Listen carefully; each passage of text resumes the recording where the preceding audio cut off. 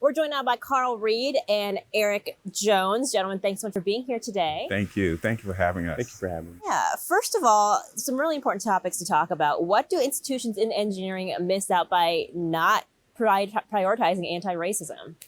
Engineering thrives on innovation, on problem solving, but it also thrives on its diversity. So if we don't have everybody at the table, we're not solving the world's most complex problems, and we're not doing it well. And so engineering is hurt by not putting efforts into not just being non-racist, but to dismantling racist structures that have created these barriers for various groups.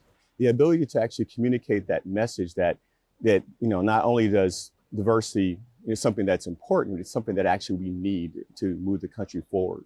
Right now, we need 55,000 engineers as we look at reshoring, like companies such as Intel and AMD. So at some point, we have to think about the strength that diversity brings and also how it actually builds our country. And you guys both touched on this just a little bit, but how can engineering classrooms make sure and educators make sure that their classrooms are anti-racist? Eric, starting with you. Oh, wow.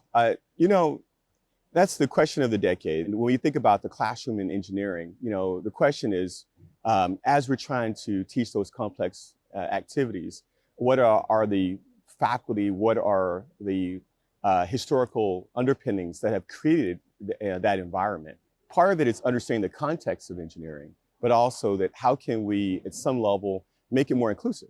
So I think that, engineering has a unique place in that it's so complex. We could talk about the problems it solves for communities of color, and that makes it inclusive. And at some level, I think it's more of how to talk about it in such a way that communities care, as opposed to finding the reasons why there may be scenarios in which people can't succeed. What Eric talked about reminds me of Darryl Pines in his keynote early part of this conference when he talked about the empathetic engineer, that human beings have to be at the center of engineering. Starting with that from a curricular standpoint, creating solutions and training future engineers to be human-centric is key. And lastly, this is kind of a big question, but how would engineering and the world, society as a whole, look if anti-racism was a core value of what we do every day?